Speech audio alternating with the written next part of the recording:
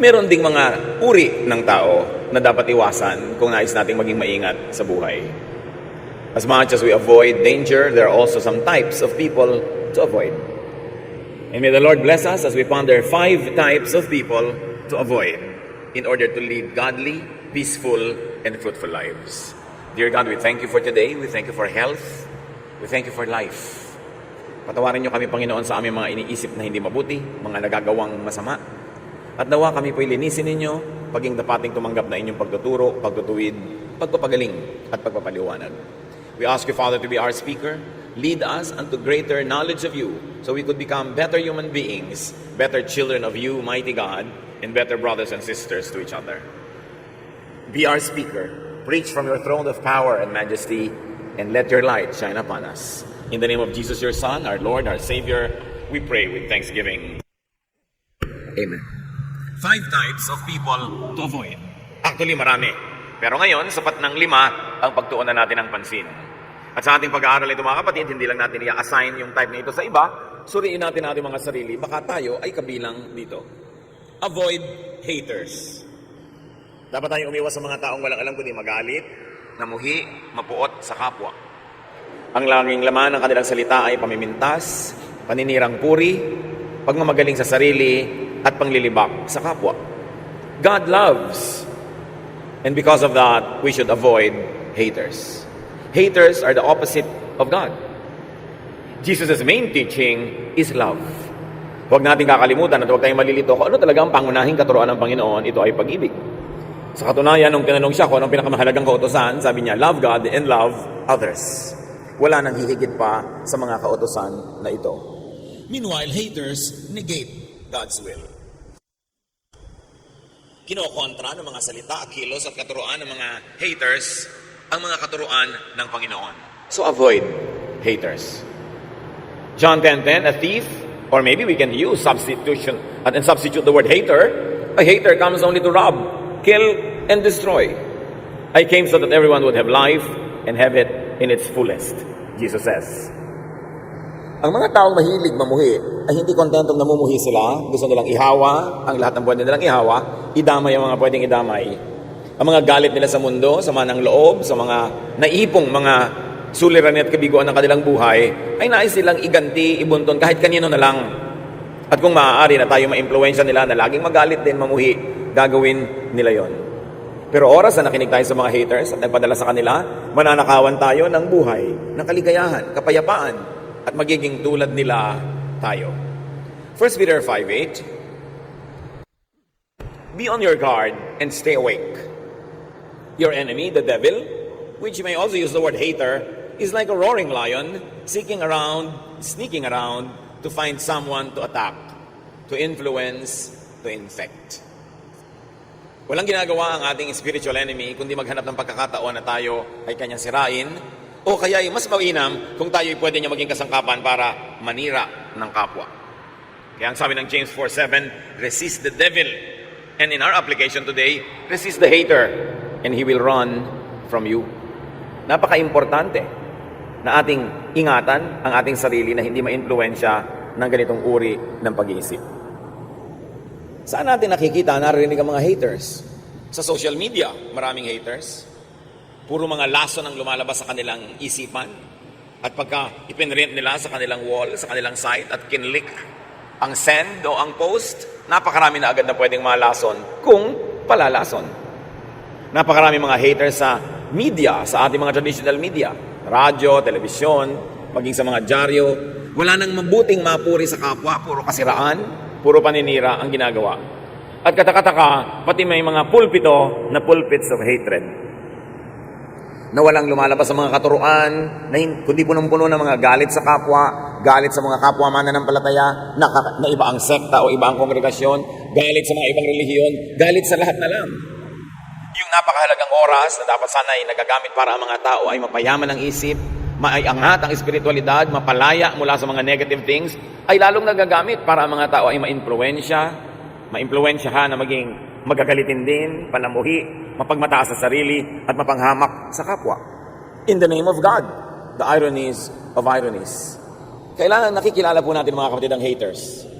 Kung minsan tiya mo yon, minsan kaibigan, minsan nanay, minsan tayo. Tuwing meron siyang sasabihin, ang influensya sa iyo ay magalit ka rin sa kagalit niya, mainis ka sa taong ni hindi mo kilala, husgahan mo ang taong ni hindi mo personally nadidinig o nakikita dahil sa influensya ng haters. Huwag tayong pang-influensya kahit mahal natin sila sa buhay. Kahit mataas ang kanilang pinag-aralan o kahit pa nga meron silang katungkulan o kapangyarihan. Ang bawat tao ay binigyan ng Diyos ng sariling isip, sariling bait para salain natin ang ating naririnig at maproseso natin sa ating isipan at mabigyan natin ng pinakamakadiyos, pinakamaayos, pinakamabuting response ang ganitong mga uri ng messages of hatred. Who else must we avoid? Avoid gossipers. Mga paladala ng chismis. Sari-sari mga alimuom na nakukuha sa lupa ang gusto nilang ilipat sa ating isipan. Proverbs 16:28, gossip is no good. It causes hard feelings and comes between friends. Ano nga ba namang buti ang idudulot ng chismis? Pinaghihiwalay ang magkakaibigan. Pag nalaman mo kung ano sinasabi ni ganitong tao laban sa'yo, lumalayo na yung loob mo, nagkakagalit na kayo.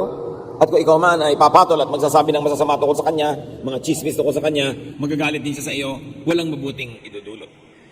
Kumisa napakatagal na investment ng pagkakaibigan, pagtutulungan, pagmamahalan, sinisira ng mga makakating dila. Sinisira ng mga chismis. Proverbs 20:19, stay away from gossips. They tell everything. Lumayo daw sa mga taong hindi na namimili ng sinasabi, lahat na lang sinasabi. Kahit pa nga dumadating sa iyo para magsumbong ng sinasabi ng iba laban sa iyo, masama pa din ang influence sa iyo, kapatid. Kaya pwede mong sabihin ko ka nang lagi magsumbong sa akin. Ina-expect ko na that everybody will love me, people will criticize me, people will say evil things against me, but please, huwag mo na lang sabihin sa akin. Kasi nalalason lang yung isip ko, gumugulo ang aking damdamin, nagagalit ako, nawawalan ako ng concentration at pwede magkasala rin ako dahil dyan. Ang tao pong matino, hindi buong buo na ikinukwento ang kanyang nadidinig, lalo pangat ang kwentong ito ay hindi naman nakakatuwa at nakakapagpagalit pa nga. Discreet and decent people filter their gossip, if ever they gossip. Kasi we should not be gossiping. There are two types of gossipers. Yung gossipers who tell everything, and gossipers who are discreet and more decent, who filter and soften the gossip even just a little bit. Meron pang worse, nagdadagdag pa at nagagatong at nagsusulsol ng mga gossips. Tuwing may tao pong dumadapo sa atin, may daladalang kwento, maging sensitive tayo. Suriin natin, ano ang dahilan, bakit mo ito sinasabi sa akin? Talaga bang mahal na mahal mo ako? Kailangang isumbong mo ang lahat? O gusto mo akong galitin dahil ikaw man galit doon sa mga isinusumbong mo? Madali kasi tayong mamanipulate, mamaniobra, na yung gera ng kapwa, nagiging gera na rin natin kahit hindi naman natin gusto dahil na-influence ang ating isip. Very discreet and decent people minimize or do not gossip at all. Napakahalagang ating makita yung high qualities of people who refuse to gossip. Ang daming nasasagap natin sa hangin ng mga kung ano-anong balita, pero para laging ulit-ulitin natin yung sa kapwa. Lalo't gumagamit ka ng social media, gumagamit ka ng computer, internet, ng text. Kuminsan irresponsible. Kuminsan mga gossip na wala namang verification.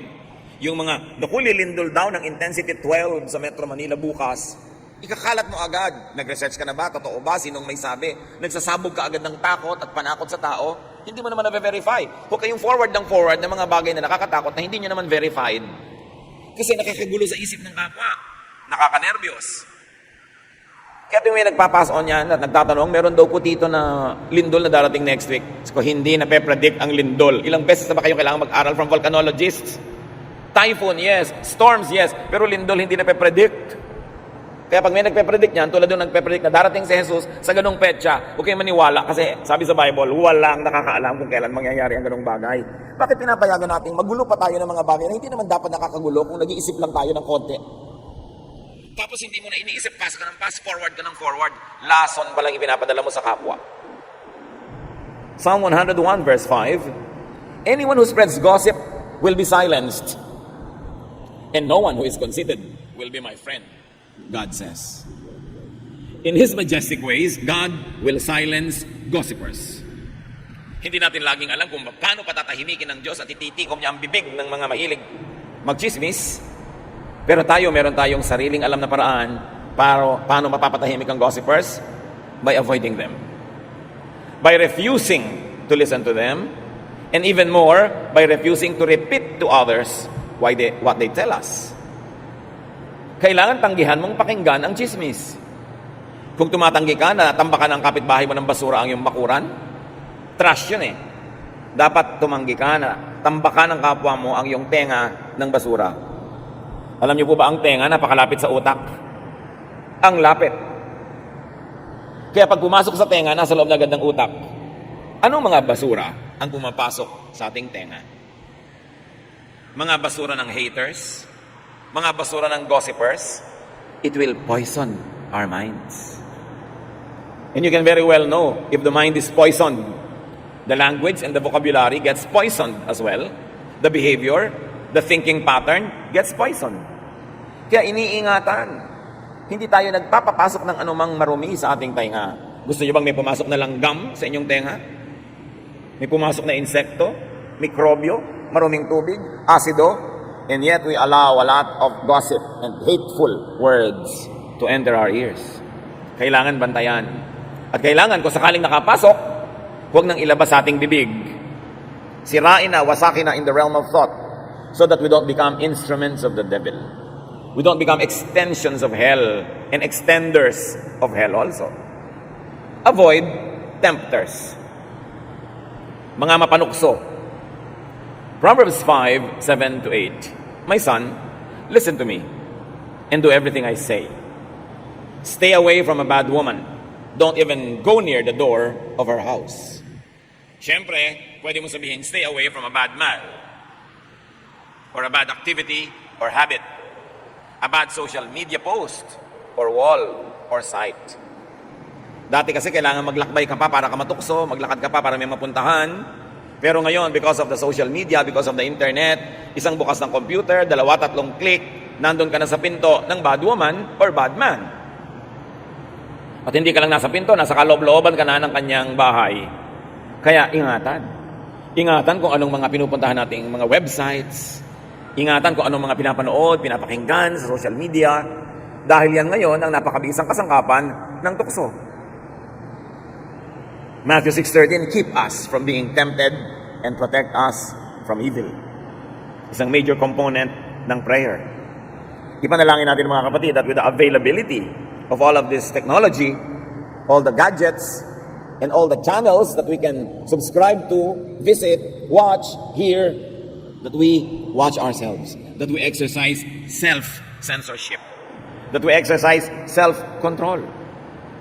Napakaraming mga lagi nagtatanong sa akin na paano nila pipigilin ang kanilang anak, ang kanilang asawa, ang kanilang mga kaibigan na mahumaling sa mga tukso na nasa internet. Pati mga online gambling. Kahit innocent looking games, pero addictive. Hindi na makapagtrabaho, hindi na makapagkwentuhan sa mga mahal sa buhay. Wala nang panahon para sa ibang bagay kasi puro na lang yung gadget ang kaharap. When these things deprive you of your precious time to do good, to be good to others, they become instruments of temptation. May deception involved. Dapat maging mapanuri. And then avoid neggers. Ano ba yan? Negative talkers. Yung pessimists na tinatawag, napakadilim ng paningin sa mundo, lahat pangit ang interpretasyon. Yung mga discouragers, ayaw kang patuloyin na hanapin ang iyong mga pangarap. Ayaw kang magbigyan ng lakas ng loob na to achieve, to try things. Iwasan yung mga fault finders. Sa ginagawa naman ng kapwa, laging may maganda at may mali. Pero pag lagi yung mali, pangit ang tiningnan mo, papangit ang pananaw mo sa sangkatauhan. Avoid complainers. Ito yung kaharap mo, reklamo. Lagi na lang may complaint. Lagi na lang may discontentment.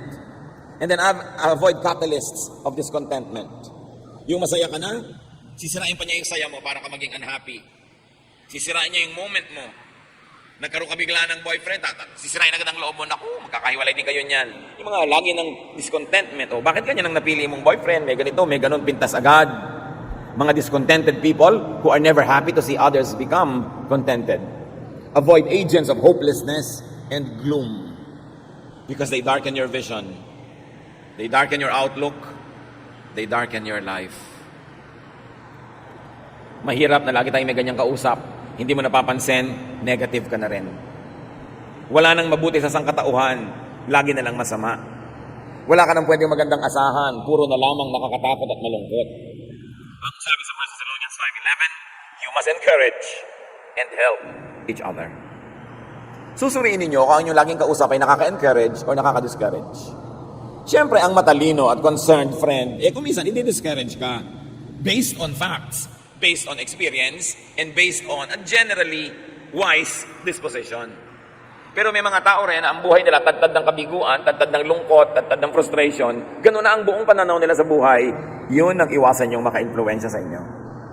So kung ang mga tao ay nagbibigay sa inyo ng discouragement at encouragement, tingnan nyo ang percentage. If most of what you get from people is discouragement, these are the types of people you should avoid. Iwasan nyo rin naman yung 100%, tulak ng tulak sa inyo, sulsol ng sulsol, na encourage kayo, gawin kahit anong gusto nyo. Kasi hindi rin nag-iisip yun. So dapat mga 85%, 85% nang-encourage. In mga 15, 20, dinidiscourage ka, na may point naman, then pwedeng pagtiwalaan ng payo ng ganung mga tao. Matthew 17:20. Sabi ng Panginoong Jesus, if you have faith as small as a mustard seed, you can say to this mountain, move from here to there, and it will move. Nothing will be impossible for you.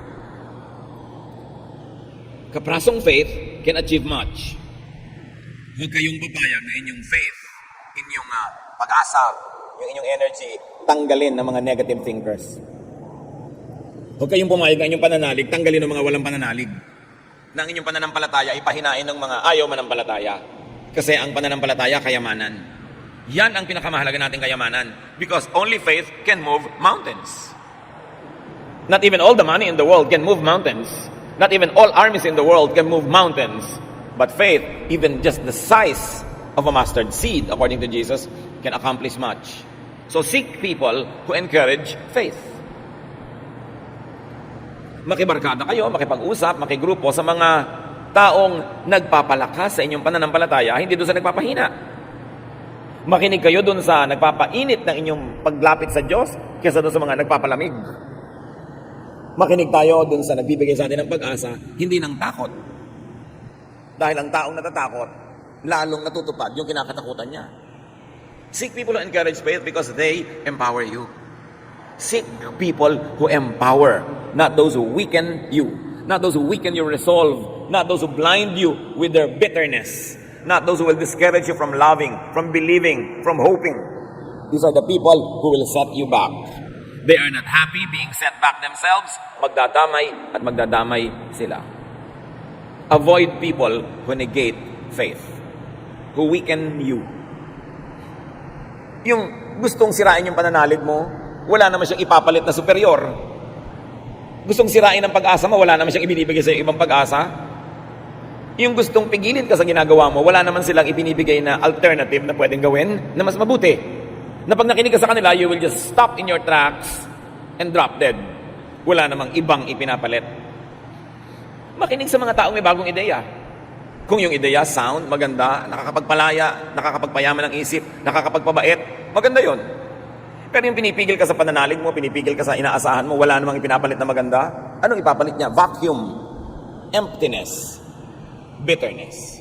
Be careful. And avoid naggers. Yung mga yakiti-yakit na, walang tigil ang bunganga, daldal ang daldal. Hindi naman lahat ng nagger, ibig sabihin lang pinapagalitan ka o sinisita ka. May mga nagger na wala lang tigil ang kadadaldal. Parang makina, mga bibig. Nakakapagod kasama. Meron ba kayong kilalang ganun? Nakakatakot makasabay mag-lunch dahil talagang pagod na pagod ka. Dahil ko pang nagbuhat ng krus sa Kalbaryo. Dahil wala kang ginawa kundi makinig sa kanyang non-stop talking, walang comma, walang period, hindi ka makasingit. May kilala kayong ganon? Avoid. O baka kayo yun. Pag iniiwasan kayo ng mga tao, naglalakad kayo, papaliko sila kahit dediretso dapat nung makita kayo, lumiko. Baka tayo yun, nakakapagod ka usap. Magkukwento ka lang ng isang bakasyon mo, 10 bakasyon niya ang katumbas sa ikukwento niya. May sasabihin ka lang tungkol sa husband mo, dadaigin niya ng tungkol sa husband niya. Laging panalo siya, ang dami niyang sasabihin. May isa ka lang tanong, ang dami-daming sagot. Nakakapagod. Sabi ng Desiderata, avoid loud and aggressive persons. They are vexations to the spirit. Nakakaligalig, nakakalito, nakakagulo ng espiritu ang sobrang madaldal. Proverbs 27:15, the steady dripping of rain and the nagging of a wife are one and the same. Siyempre, male point of view yan kasi male yung sumulat. A female can also say that a steady dripping of rain and a nagging husband are one and the same. Because there are nagging husbands. Just in case wala pa kayo nababalitaan, meron. Kung may mga nagger na babae, may mga nagger ding lalaki, nakakapagod din in the same way. Proverbs 21:9, it is better to stay outside on the roof of your house than to live inside with a nagging wife or husband. Ang mga roof kasi sa Middle East, flat. Pwede kang tumira, hindi ka mahuhulog, hindi ka tulad ng mga roof natin. So sabi, mabuti pa doon ka na lang tumira sa bubong, kahit maginaw o mainit, kasi nasa loob ka nga ng bahay, ang kasama mo ng mga asawa, walang tigil ang bunganga. Nakakapagod, nakakarindi. No? Proverbs 21:19, it is better out in the desert, o mas malayo na to, than at home with a nagging, complaining wife or husband. Lagi lang lalagyan ng kabilang kasarian. Kasi universal naman ito para sa lahat ng tao.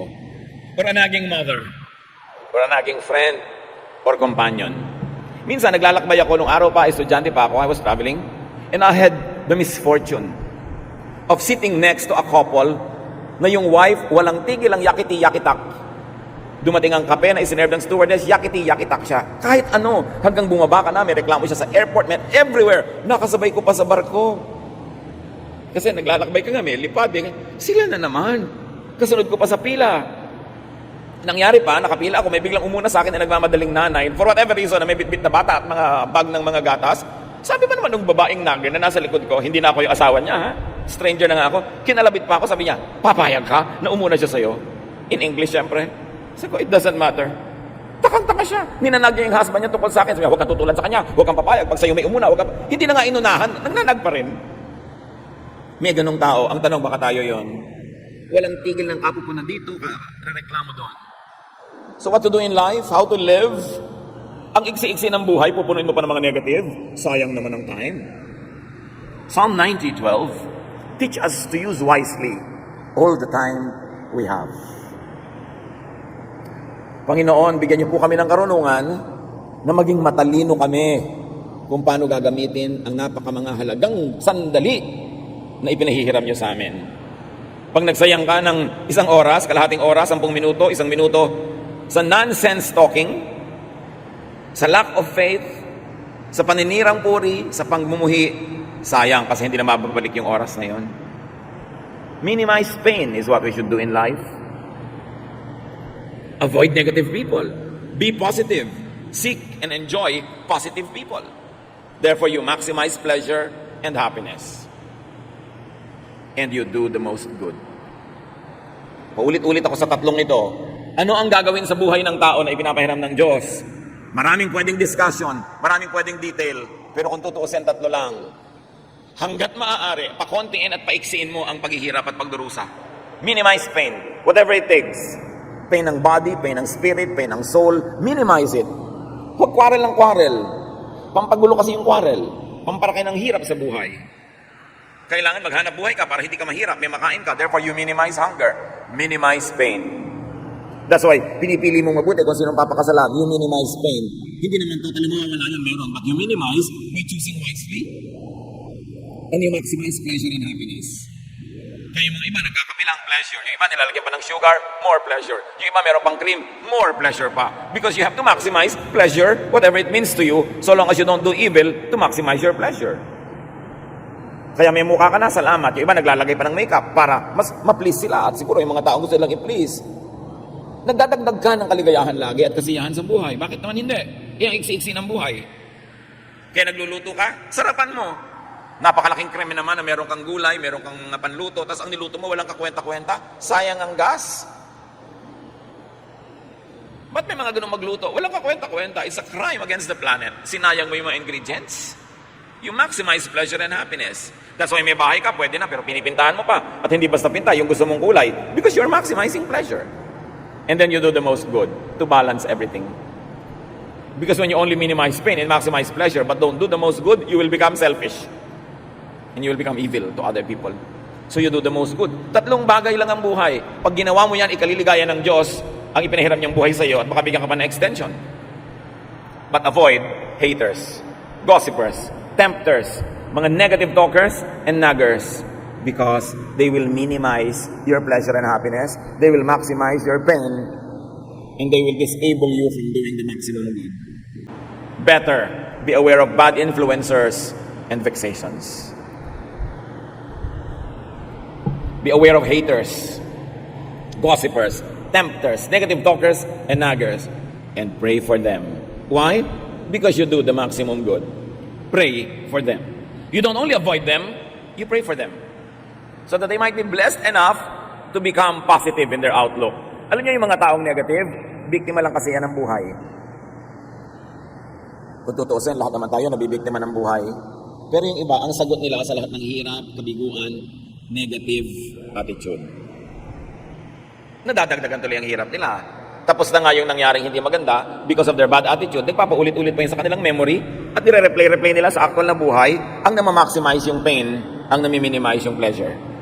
Pray for them that they might be blessed enough to graduate from their bitterness. Pray for them that they will have the wisdom to see that their bitterness and negative ways won't make them happy. Pray for them so that when they realize these things and they begin to have wisdom, they will change their mind and they will change their ways. And if you could, carefully and studiously try to be a positive influence on them. Pag may mga nagger, may mga negative talkers, pag may mga bitter people, discouragers, tuwing mga panahon na hindi nyo maiiwasang sila ay makasalamuha, makasama, makausap, tiyakin nyo mga kapatid na kayo ang nakaka-influensya sa kanya ng positive at hindi kayo ang nai-influensya ng negative. Gawin nyo siyang mission-filled. Make a firm resolve, especially if these people are close to you, that you will become an instrument of God to bless the person so that the person could be lifted up out of negative situations and negative thinking and they could become positive. But avoid being them or being like them. Madalas naman, nagiging tulad tayo ng mga negative, hindi naman natin napapansin at alam. Wala tayong consent. Nadadala lang tayo sa dalas nating kausap. And because we don't put safeguards in our ears and in our eyes, we could get influenced by poisonous people. Avoid being a hater. Kung may nagkamali sa iyo noon, hindi lahat ng tao ganon. Kahit mas marami pang ang mali, meron pa ring tama. So huwag mong ihuhusga yung bagong kilala mo na mali agad. Hayaan mong magkaroon siya ng pagkakataong magpakilala ng maayos. Although, dahil lang ingat ka na, hindi ka naman masyadong vulnerable na sobra-sobra magtiwala. Pero huwag mo agad tatanggalan ng tao ng at least benefit of the doubt na siya ay may mabuting magagawa sa'yo. Avoid being a gossiper, a tempter especially, a negative talker, and a nagger. Romans 2, verse 1. Some of you accuse others of doing wrong, but there is no excuse for what you do. When you judge others, you condemn yourselves because you are guilty of doing the very same things. So pag meron tayong nilabel na, ay, negative thinker to, ay, negative talker, ito, discourager, tiyakin natin tayo, hindi ganun. Kasi yun yung tinatawag na talbog sa akin, dikit sa'yo. The judgment that you throw at people will bounce back to you if you are doing the same thing. So let us always examine ourselves first.